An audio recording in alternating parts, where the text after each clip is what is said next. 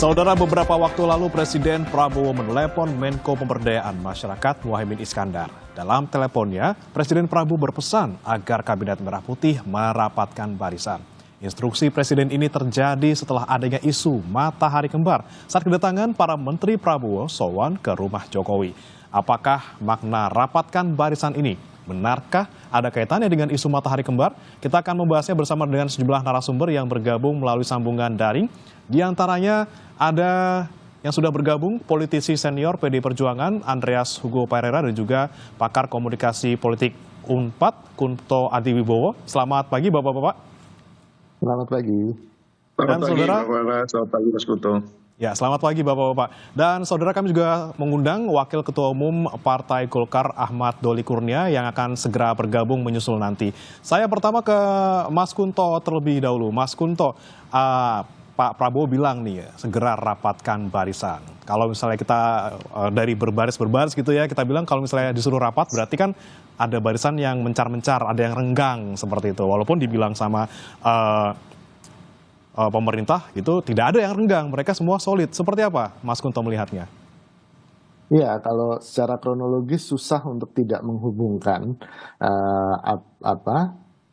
statement dari Pak Prabowo melalui Pak Muhaimin ya, bahwa menteri-menterinya harus merapatkan barisan gitu. Karena sebelumnya beberapa waktu yang lalu ada isu tentang banyaknya Menteri Prabowo yang justru sowan ke Jokowi ke Solo gitu.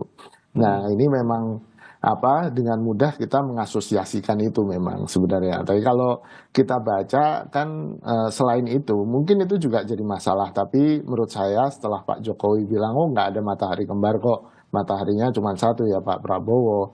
Secara politis itu sudah bisa meredam spekulasi yang di internal dan paling tidak menenangkan Pak Prabowo kan itu yang pertama. Yang kedua, dalam militer biasanya kalau merapatkan barisan tidak hanya soal mencar-mencar Mas, tapi musuh mau datang gitu kan, mau ada sesuatu yang besar yang akan datang sehingga menteri-menterinya harus berkonsolidasi kan gitu. Nah, yang besar ini apa? Ada beberapa hal kan yang dari luar jelas dengan perang tarif yang dimulai oleh Amerika Serikat dan kemudian juga mengancam ekonomi kita dan kita pasti terdampak, itu akan jadi tantangan yang besar bagi kabinetnya Pak Prabowo. Apalagi program-program besarnya kan juga banyak ini Mas, ada makan bergizi gratis di satu sisi, IKN di sisi lain, lalu ada program-program yang lain yang justru ini akan jadi tantangan besar, akan sulit untuk direalisasikan ketika perang tarif ini berlangsung. Yang kedua, ya dari internal sendiri kan ada perubahan politik ya, paling tidak setelah Pak Prabowo ketemu Bu Mega. Nah, ini mungkin Pak Andreas yang bisa bicara lebih panjang nanti kan gitu. Itu jelas akan mengubah peta dan dinamika politik di Indonesia, termasuk dengan isu reshuffle dan kemungkinan PDIP akan masuk kabinet. Ini jadi tantangan tersendiri juga di internal karena jelas ada banyak menterinya Pak Prabowo yang masih loyal ke Pak Jokowi yang agak nggak suka dengan PDIP mungkin gitu kan, atau ada kemungkinan akan ada aktor-aktor yang kemudian aktor-aktor politik memanfaatkan ketidakharmonisan ini gitu untuk mencapai tujuan-tujuan politiknya. Itu spekulasi ya Mas ya. Tapi paling tidak dua faktor itu yang penting selain faktor Pak Jokowi dan soal matahari kembar. Lalu yang ketiga itu juga soal kemarin kan, dari kemarin Pak Prabowo juga tidak suka dengan keributan. Contohnya ketua POC, kepala POC ya, Presidential Communication PCO, Communication Office. Itu sempat menjadi keributan dan Pak Prabowo tidak suka. Mendikbudristek terakhir yang direshuffle kan dalam statementnya juga bilang bahwa Pak Prabowo tidak suka keributan. Ini yang kemudian menjadi problem ketika menteri-menterinya masih dengan gaya statement-statement yang luar biasa. Contohnya salah satu menteri bilang hati-hati akademisi akan ada yang ditangkap gara-gara statementnya gitu gitu kan. Itu kan menjadi sebuah keributan di media sosial dan opini publik yang mungkin tidak disukai oleh Pak Prabowo, sehingga Pak Prabowo ingin menteri-menterinya merapatkan barisan, semuanya terkonsolidasi, semuanya satu perintah gitu kan, tidak ada yang kemudian mengeluarkan statement-statement yang justru membuat keributan itu sih Oke. Mas. Kalau Ya, banyak sekali faktor yang bisa memicu kemudian Pak Presiden bicara soal rapatkan barisan. Tadi ada soal matahari kembar, kemudian geopolitik yang mungkin tantangan Indonesia ke depannya, kemudian ada isu reshuffle juga, dan terakhir soal komunikasi pemerintah yang memang lagi disorot sekarang. Nah, kalau Bang Andreas sendiri melihat seperti apa nih? Apa faktor-faktor yang tadi disebutkan oleh Mas Kunto yang kira-kira paling mungkin kalau menurut dari PDIP? Ya, ya tentu ini spekulasi ya, dalam arti ya, karena Pak Prabowo menyampaikan itu pada Pak Muhaimin, dalam arti bahwa makna yang sesungguhnya tentu kita melihat dari kacamata ya background Pak Prabowo, terus kemudian bagaimana beliau menyampaikan pesan tersebut.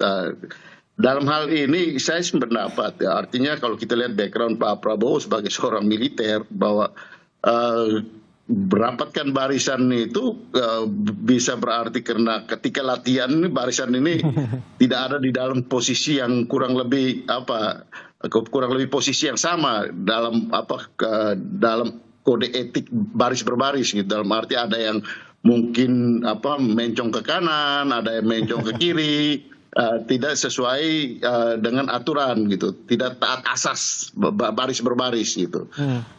Atau juga ketika di dalam situasi kita menghadapi tantangan, ya rapatkan barisan ini bahwa ada tantangan di depan, baik itu tantangan itu dari luar maupun tantangan itu dari dalam gitu. Saya kira ya apa yang disampaikan Pak Prabowo ini sebagai seorang presiden yang berlatar belakang militer ini penting, dalam arti ya para pembantunya memaknai ini untuk kemudian ya rapatkan itu barisan itu. Ya. Kalau tidak ya tentu ya ada konsekuensinya dalam hal ini gitu. Dalam arti ya kalau kau tidak ikut di dalam barisan ini, keluar dari barisan ya, misalnya seperti itu. Jadi memang ya ada makna yang saya kira perlu menjadi perhatian dari terutama para pembantunya, karena menurut saya artinya ketika kita melihat Pak Presiden sendiri sampai menyampaikan ini, tentu ada hal yang penting ya, tentu ada hal yang mempunyai makna yang penting. Presiden tentu tidak menyampaikan sesuatu asal-asalan gitu, di dalam apalagi ya punya makna politis gitu dalam hal ini. Oke, tapi kalau menurut Anda, Bang Andre, sebagai partai di luar pemerintahan, Anda melihat kekompakan kabinet sekarang seperti apa? Apakah mereka memang secara tim kurang komunikasi atau kurang kompak, atau justru tadi katanya mencang-menceng ke kanan ke kiri seperti itu?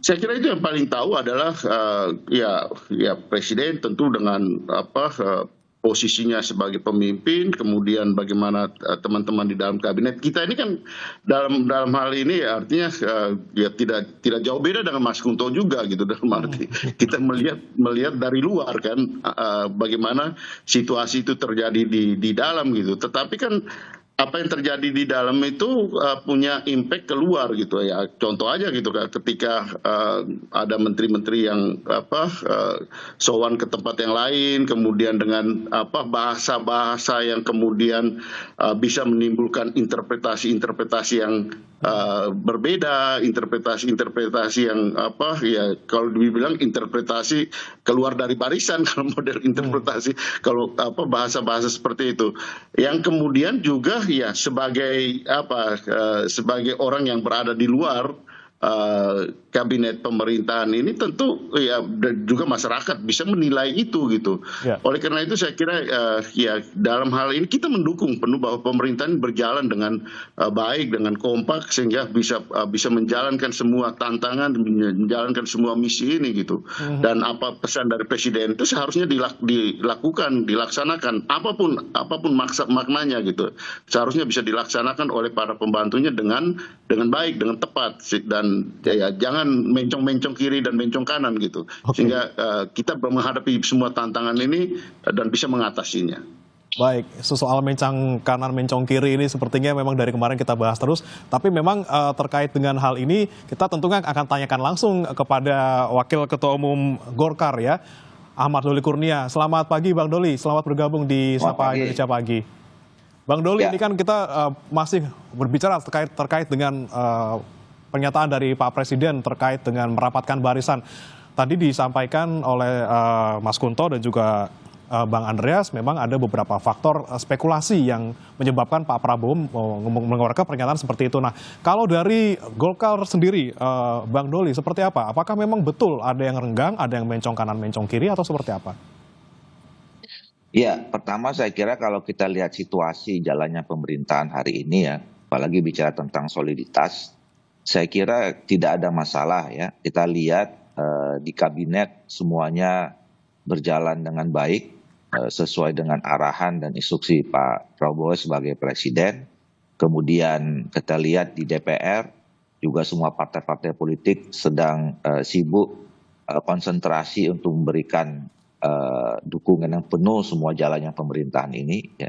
Jadi sebetulnya hampir tidak ada masalah kalau kita lihat dari soliditas pemerintahan dan mendapat dukungan dari partai-partai politik ya, dimanapun posisi partai politik yang ada sekarang itu ya, apakah berada di dalam pemerintahan atau kemudian berada dalam di luar pemerintahan. Gitu. Nah, soal pernyataan Pak Prabowo itu menurut saya juga sesuatu yang memang harus disampaikan terus-menerus gitu loh ya, bahwa kita ini harus solid ya, walaupun dengan bahasa yang berbeda ya, harus merapatkan barisan. Karena apa? Karena memang kita sekarang sedang menghadapi situasi yang tidak bisa kita sebutkan baik-baik saja ya. Tantangan global luar biasa gitu ya. Masalah-masalah eksternal sangat bisa berpengaruh terhadap kita gitu. Jadi kalaupun tidak ada masalah dari eksternal atau global itu, ya kita juga harus konsentrasi penuh menjalankan pemerintahan ini. Apalagi ada tantangan yang besar sekali. Maka saya bisa memanai merapatkan barisan itu bukan sekedar bahwa kita dalam situasi yang tidak solid, tetapi kita jangan membuat sesuatu yang tidak perlu gitu ya, yang akan mengganggu konsentrasi kita menghadapi masalah-masalah ini. Nah, jadi tugas seorang presiden itu harus senantiasa mengingatkan bahwa kita harus bekerja. Untuk bekerja itu kita cuma harus solid, barisan kita harus rapat, jangan membuat sesuatu yang tidak perlu, yang kontraproduktif ya, sehingga memang kita bisa mampu keluar dari masalah yang kita hadapi. Jadi kabinet so far solid dan tidak ada isu kerenggangan maupun ketidakkompakan ya, Bang Doli? Ya, tidak ada ya, bahwa kemudian kemarin ditafsirkan ya gara-gara ada yang slip of the tongue, salah macam itu ya biasa, tapi kan itu tidak tidak ada pengaruh yang luar biasa sampai saat ini. Toh pada akhirnya semua menyatakan solid ya. Partai-partai politik mengatakan pimpinannya dengan peristiwa-peristiwa kemarin itu bahwa kita saat ini berada semua dalam satu komando kepemimpinan Pak Prabowo sebagai presiden. Satu komando kepemimpinan, tidak ada matahari kembar seperti itu ya. Tapi memang saya mau tanya ke Mas Kunto, soal matahari kembar sudah dibantah oleh Pak Jokowi juga ya, sebagai orang yang disebut sebagai matahari kembar. Tapi kemudian ada pernyataan dari Pak Dasko yang bilang bukan matahari, ini adalah bulan gitu ya. Kalau matahari siang, bulan di malam. Nah, ini berarti memang Pak Jokowi ini masih sangat kuat dong ya. Apalagi kemarin juga baru saja Pak Jokowi ini diutus ke Vatikan untuk mewakili Indonesia dalam pemakaman Paus Fransiskus. Seperti apa Mas Kunto melihatnya? Ya, kalau dari dinamika politik yang kita lihat bersama ya Mas ya, selama ini bahwa Pak Jokowi masih punya peran dan melalui paling tidak menteri-menterinya gitu kan, yang dulu jadi menterinya Pak Jokowi dan sekarang ada di kabinetnya Pak Prabowo gitu. Dan kekuatan politik ini juga ditambah dengan putranya Pak Jokowi, yaitu Mas Gibran yang sebagai wakil presiden. Dan kemarin kan Mas Gibran mengeluarkan monolog di video monolognya yang kemudian jadi viral di mana-mana juga, dan itu kan salah satu indikasi bahwa Mas Gibran ada nih di dalam percaturan politik. Jadi paling tidak dari beberapa poin itu kan kita bisa menyimpulkan ya jelas ada peran tertentu dari Pak Jokowi, itu yang pertama. Yang kedua, soal IKN. Kita tahu bahwa IKN memang cita-cita Pak Jokowi, dan bagaimana di tengah tadi Bang Doli juga bicara soal tantangan dari luar, tentang krisis ekonomi yang di depan mata gitu. Bahkan Jepang pun sudah merencanakan akan memberikan bantuan tunai langsung ke semua warga negaranya sebesar 50.000 yen atau sekitar 5,5 juta per orang gitu, gara-gara krisis, gara-gara perang tarif ini. Dan ini kan jadi tantangan kan, bahwa hitung-hitungannya tampaknya fiskal kita nggak kuat kalau harus membayar MBG dan IKN sekaligus gitu. Dan bagaimana IKN tetap ada dalam program strategis kita dan tetap akan dilangsungkan, itu kan juga salah satu bukti bagaimana kuatnya pengaruh Pak Jokowi di situ. Jadi susah untuk tidak bilang bahwa Pak Jokowi tidak punya pengaruh gitu Mas, dari data-data yang ada. Jadi paling tidak ya sangat mungkin isu matahari kembar atau bulan dan matahari ini masih akan terus membayangi pemerintahan Pak Prabowo dan membuat Pak Prabowo nggak tidur nyenyak gitu sih. Ya, oke, baik. Saya beralih ke Bang Andreas. Bang Andreas, tadi disebutkan oleh Mas Kunto juga terkait dengan salah satu spekulasi terkait pernyataan Pak Prabowo yang minta kabinet merapatkan barisan ini. Dengar-dengar akan ada reshuffle gitu kalau misalnya disuruh rapat barisan. Nah, ada kemungkinan juga misalnya PDIP diajak bergabung setelah pertemuan Pak Mega dengan Prabowo. Seperti apa dari PDIP, Bang Andre? Ya, kalau soal reshuffle, soal apa, ya PDI Perjuangan ada di dalam posisi di mana. Ya, kalau soal reshuffle itu tentu benar-benar merupakan hak prerogatif dari presiden. Saya kira kita tidak perlu, artinya sebagai politisi ya, dan dari PDI Perjuangan kita tidak mencampuri urusan pemerintahan, dan kita sangat menghormati, menghargai ya otoritas yang ada di tangan presiden. Tentu presiden yang paling tahu bagaimana, kapan dan siapa yang harus direshuffle. Kemudian soal sikap PDI Perjuangan, saya kira ya selama ini PDI Perjuangan di luar kabinet pun kita banyak memberikan pandangan-pandangan kritis dan juga masukan-masukan untuk pemerintahan yang berjalan ini gitu. Sehingga ya sebenarnya situasi dalam arti dukungan ini ya dari PDI Perjuangan kita memberikan support yang konstruktif dan juga kritik yang konstruktif terhadap proses pemerintahan gitu. Sehingga yang paling baik itu adalah apa yang disampaikan oleh Pak Prabowo, artinya ya perkuat yang ada di dalam pemerintahan sekarang ini gitu. Dan jangan yang saya bilang tadi, jangan mencong-mencong kiri kanan gitu, sehingga kemudian tidak menimbulkan makna interpretasi dan kemudian hal-hal yang tidak produktif di dalam urusan pemerintahan ini gitu. Bahwa PDI Perjuangan kita memberikan support supaya pemerintahan juga berjalan ya maksimal sesuai dengan perencanaan yang sudah dilakukan oleh pemerintah, dalam hal ini pemerintahan Pak Prabowo gitu, bukan pemerintahan yang lain. Dan juga soal matahari, ya matahari itu memang seharusnya cuma satu gitu. Jangan sampai ada matahari yang lain gitu, karena kalau ada matahari yang lain nanti terlalu panas nanti. Oke, baik-baik. Dan menarik juga tadi disampaikan oleh Bang Andre terkait dengan jangan sampai mencong kiri kanan, tapi memang kemudian ada juga pernyataan dari Ketua Umum PAN Zulkifli Hasan yang juga ada di kabinet, katanya akan mendukung Pak Prabowo di pemilu 2029 dan kemudian ditanggapi lagi oleh Caimin yang juga ada di kabinet dari partai PKB. Tapi kita akan bahas ini, saudara, bersama dengan 3 narasumber dalam dialog Sapa Indonesia Pagi usai jeda berikut ini. Kembali di Sapa Indonesia Pagi, saudara, masih membahas terkait dengan ada apa di balik pernyataan Presiden Prabowo terkait kabinet yang diminta untuk merapatkan barisan. Masih bersama kami, Andreas Hugo Pereira, politikus senior PDIP, kemudian Wakil Ketua Umum Golkar Ahmad Doli Kurnia, dan juga Kunto Adi Wibowo, pengamat komunikasi politik. Saya lanjut ke Bang Doli dulu, Bang Doli. Tadi terkait dengan ada saling saut ini ya antara Pak Zulhas kemudian Caimin soal dukungan PAN nih, katanya yang sudah fix banget akan mendukung Pak Prabowo di 2029. Kemudian Caimin menanggapinya tergesa amat ini ya, masih baru jadi menteri 6 bulan kok udah ngomong seperti itu. Nah, ini menandakan seperti apa di dalam kabinet, Pak? Apakah sekompak itu? Kenapa dari 2 menteri ini saja kemudian bisa saling saut seperti itu? Iya, saya kira kan itu konteksnya bicara 2029 ya, masih jauh. Dan bisa saja ada orang yang berbeda kalau bicara 2029.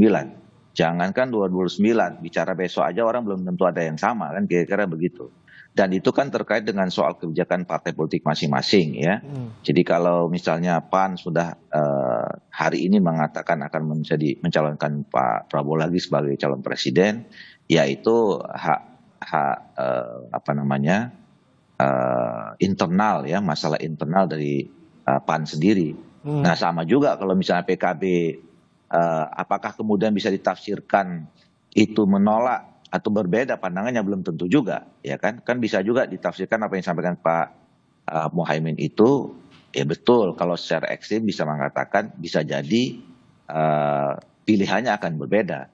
Tetapi kan bisa juga ditafsirkan bisa jadi pilihannya sama, tapi tidak perlu disampaikan sekarang, kan bisa begitu juga, gitu ya. Jadi oleh karena itu, pertama tentu kita harus menghormati putusan masing-masing partai politik, gitu ya. Dan kalau bicara tentang soal pilpres, ya bisa juga dua tafsirnya, bisa terlalu cepat, bisa terlalu dini. Nah yang paling penting menurut saya memang sekarang kita harus fokus, ya, harus fokus. Kalau antara partai politik yang sudah menyatakan mencalonkan diri Pak Prabowo lagi di tahun 2009 atau yang belum, semua harus fokus sekarang membantu Pak Prabowo mensukseskan pemerintahan ini sampai 5 tahun yang akan datang. Dan Golkar juga belum ada sikap ya Pak ya, belum ikut-ikutan Pak Zulhas untuk menyatakan dukungan. Kalau Golkar komitmennya jangka panjang dengan Pak Prabowo, ya. Golkar dari awal sebagai pengusung utama Pak Prabowo dan Pak Gibran, tugas kami adalah pertama mensukseskan pemerintahan ini sampai 5 tahun yang akan datang. Yang kedua, untuk calon presiden, kami juga sudah punya komitmen selama Pak Prabowo masih berniat, berkeinginan untuk menjadi presiden untuk periode berikutnya, kami tentu harus mendukungnya. Karena kami berangkat waktu itu mendukung Pak Prabowo ini dengan visinya. Jadi saya kira kalau Pak Prabowo mengatakan bahwa visi dan programnya harus dilaksanakan dengan waktu yang disediakan maksimal selama 10 tahun, ya tentu kami akan memberikan dukungan dalam posisi seperti itu. Baik. Saya ke Mas Kunto. Mas Kunto, bagaimana Anda melihatnya Mas Kunto? Baru dibilang sama Pak Prabowo rapatin barisan di kabinet, tapi dari 2 menterinya Caimin dan juga Zulhas malah sudah ngomongin soal pemilu gitu ya, bahkan tidak sepakat ataupun tidak sejalan seperti itu. Nah, Anda melihatnya seperti apa? Apakah memang ada juga dari Pak Prabowo bilang soal rapatin barisan ini juga untuk pemilu 2029? Sangat mungkin itu Mas, karena yang pertama ini kan kejadiannya sebelum Pak Prabowo menelpon Caimin ya, Pak Muhaimin ya. Jadi memang Pak Zulhas ketika acara di PAN menyatakan dukungannya ke Pak Prabowo 2029, dan itu juga akan menggenjot perolehan suara partainya ke nomor 4 kalau nggak salah ya. Dan itu langsung ditanggapi oleh Pak Muhaimin. Dan menurut saya ini salah satu keributan yang tidak disukai oleh Pak Prabowo kan gitu. Karena satu, pemilunya masih jauh, dan kedua ini melibatkan dua partai besar yang ada di dalam kabinetnya, di dalam dukungan pemerintahannya, lalu juga melibatkan dua menteri senior kan gitu. Ini yang menurut Pak Prabowo juga akhirnya mungkin sedikit menyinggung itu ketika menelpon Pak Muhaimin dan menggarisbawahi soal merapatkan barisan. Ya udahlah, nggak usah diurusin lagi yang itu, kita tahu semua, seperti sikap Golkar tadi yang ya nggak usah dikeluarkan, tapi semua juga tahu bahwa Golkar pasti akan mendukung Pak Prabowo kalau Pak Prabowo maju di 2029 gitu. Jadi ada hal-hal yang memang tidak elok untuk disampaikan dengan timing yang seperti ini, Mas. Dan menurut saya itu salah satu hal yang menjadi concern Pak Prabowo dengan ungkapannya merapatkan barisan tadi. Lagi-lagi masalah komunikasi ya Mas Kunto ya, di antara kabinet dan juga dari pemerintah ke masyarakat seperti itu. Ya, betul Mas. Jadi ya saya pikir harus agak menahan diri lah para ketum-ketum partai yang ada di kabinet ini. Mereka kan punya dua peran, dan menurut saya peran yang sebagai menteri jauh lebih penting sekarang gitu kan, di tengah tadi ancaman dari luar gitu kan, yang kita butuh konsentrasi penuh gitu. Sementara perhelatan politik 2029 masih jauh, ya sense of urgency-nya harus jadi penting dalam komunikasi sehingga warga atau masyarakat tidak kemudian berpersepsi bahwa oh ini hanya mikirin partainya, tidak mikirin masyarakat atau warga negara, begitu sih Mas. Oke, Bang Andreas, kalau menurut Anda seperti apa nih terkait dengan ada kaitannya nih pernyataan Pak Prabowo terkait dengan rapatan barisan dengan pemilu 2029? Iya, saya menyambung apa yang disampaikan oleh Mas Kunto juga tadi, Bung Doli tadi, bahwa di dalam situasi seperti ini, komunikasi politik itu juga menjadi hal yang penting. Gitu. Jadi menyampaikan sesuatu itu ada sense of urgensinya gitu. Ya, jadi ya katakanlah soal mendukung 2029. Kita masih ingat benar gitu apa yang dikatakan oleh pemimpin sebelumnya, tidak cawe-cawe, kemudian apa yang dikerjakan, terus kemudian bahwa tidak mendukung anaknya, tetapi kemudian jadi hal-hal seperti itu dalam situasi seperti sekarang tidak produktif gitu, dan bahkan justru menimbulkan interpretasi dan kemudian hal-hal yang buat masyarakat itu membingungkan. Katakanlah kalau mau datang sowan ya sowan aja gitu katakan, tapi kemudian dengan mengungkapkan kalimat-kalimat yang bersayap yang bisa menimbulkan interpretasi yang interpretasi ganda di situ. Nah, oleh karena itu saya kira di sini Pak Prabowo menyampaikan itu tentu supaya apa yang orang katakan satunya kata dan perbuatan gitu. Dalam arti integritas, satu-satunya kata ketika apa yang kita katakan itu yang kita lakukan gitu. Dan tidak perlu menyampaikan sesuatu yang kemudian menimbulkan interpretasi yang seperti sekarang. Saya kira tadi kata kuncinya sense of urgency-nya itu penting. Apalagi sebagai ketua partai, sebagai pemimpin, untuk kemudian ya kita tegak lurus, kalau dalam bahasa kami di PDI Perjuangan kita tegak lurus dengan apa yang harus menjadi misi daripada pemerintahan ini gitu, dan itu laksanakan dengan apa yang dikatakan itu yang dilakukan gitu, sehingga juga di masyarakat tahu bahwa presiden menghendaki ini, para menterinya juga melaksanakan apa yang dilakukan oleh para menterinya gitu, ya kurang lebih seperti itu Mas. Jadi soal integritas, soal satunya kata dan perbuatan itu penting, apalagi di dalam situasi kita menghadapi banyak tantangan seperti ini. Baik, Bang Doli setuju ada komunikasi yang kurang baik memang sehingga membuat hal ini menjadi kisruh seperti itu ya, terkait dengan matahari kembar, kemudian terakhir soal rapatkan barisan. Menurut Anda seperti apa dari Golkar? Iya, memang bukan tepatnya slip of communication gitu. Jadi pernyataan eh, makna lebih luas dari slip of the tongue gitu ya. Jadi apa yang disampaikan Pak Zulkifli Hasan itu menurut saya kan sekaligus klarifikasi ya terhadap tafsir-tafsir pada peristiwa sebelumnya, pada saat misalnya ada anggota kabinet yang datang ke Solo menemui Pak Jokowi yang kemudian waktu itu slip of the tongue gitu ya dengan kata bos dan segala macam seperti itu. Nah dari sana kan kemudian muncul soal tafsiran dua matahari tadi itu. Nah saya kira jadi pada saat waktu itu ada momentum yang tepat ada Pak Prabowo ya kemudian Pak Zulkifli Hasan mengatakan bahwa itu adalah menunjukkan bahwa sebenarnya tidak ada dua matahari gitu ya, bahwa kita jangankan bicara tentang presiden 5 tahun ini ya, kita juga sudah mencalonkan Pak Prabowo nanti untuk 2029. Jadi itu klarifikasi sekaligus menunjukkan loyalitas terhadap Pak Prabowo yang sebenarnya juga kalau kita bicara tentang tafsir dua matahari, saya selalu mengatakan sebenarnya dalam sistem pemerintahan, sistem ketatanegaraan kita, ya nggak akan terjadi dua matahari itu, gitu loh ya.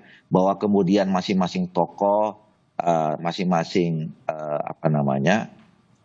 bapak bangsa kita ada pengaruh, iya. Tetapi dalam menjalankan sebuah pemerintahan di Indonesia ini dengan sistem presidensial, seorang presiden itu sangat kuat, gitu, sangat otoritatif, gitu.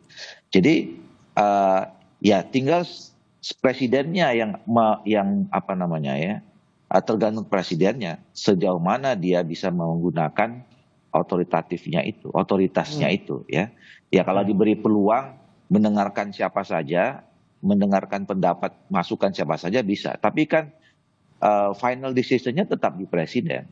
Nah termasuk misalnya kalau ada menteri yang dianggap tidak loyal, tidak capable, tidak bagus kinerjanya, itu tergantung presiden mau diganti atau tidak. Jadi jangankan soan ya ke Pak Jokowi ya, kalau kemudian Pak Prabowo nggak suka misalnya seorang menteri datang mengunjung ke satu daerah, ya beliau punya hak prerogatif untuk menggantinya. Jadi menurut saya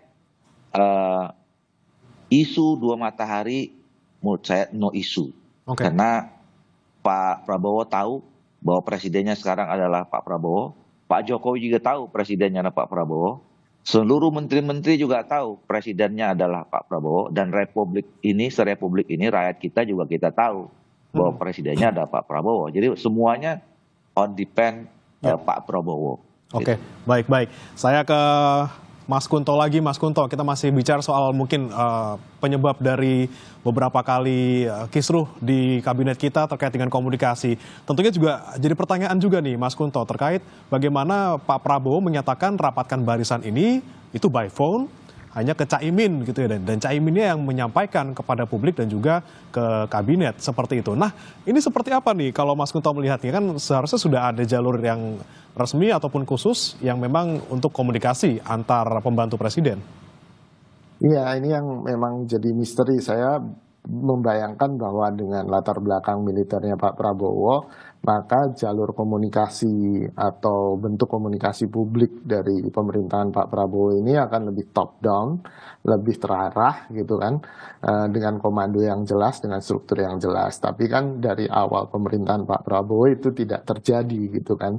Bahkan terus-menerus membuat semacam turbulensi komunikasi, bahwa tadi Bang Doli bilang ada slip of communication, slip of tongue yang terus-menerus gitu. Ini yang menurut saya jadi evaluasi besar, dan bahkan Pak Prabowo sendiri juga pernah bilang di depan para pemret itu kan yang wawancara bahwa ini adalah kesalahan dia dan dia mau mengkoreksi dan mengevaluasi itu. Nah, saya sih berharap bahwa komunikasi perannya tidak hanya sebagai corong atau pemadam kebakaran gitu. Komunikasi harusnya menjadi bagian integral dari pengambilan keputusan penting atau pengambilan kebijakan, sehingga sosialisasi yang baik itu bisa terjadi jauh-jauh hari, tidak seperti ya, kasus PPN 12%, lalu LPG 3 kilo gitu kan, dan mungkin ke depannya akan ada banyak lagi dengan tantangan dari luar yang semakin besar gitu. Jadi memang ini harus jadi evaluasi penting ya Mas, dan saya sih berharap pemerintahan Pak Prabowo dengan penunjukan jubir-jubir yang baru gitu, orang-orang terdekatnya Pak Prabowo bisa kemudian mengatur ritme komunikasi dan mengorkestrasi komunikasi dari menteri-menterinya gitu, sehingga tidak terjadi lagi slip of tongue atau pernyataan-pernyataan yang di luar nalar gitu kan, yang disampaikan oleh menteri-menterinya sehingga membuat keributan. Itu sih Mas. Oke, jika semuanya dikomunikasikan dengan baik dan juga dengan jalur yang jelas, tentunya polemik-polemik seperti ini tidak harus terjadi. Baik, terima kasih Mas Kunto Adiwibowo, pengamat komunikasi politik, dan juga sebelumnya ada Bang Andreas Hugo Parera, politikus senior PDIP, dan ada juga Ahmad Doli Kurnia. Pak Doli, Wakil Ketua Umum Golkar, sudah bergabung bersama kami di Sapa Indonesia Pagi. Salam sehat Bapak-Bapak.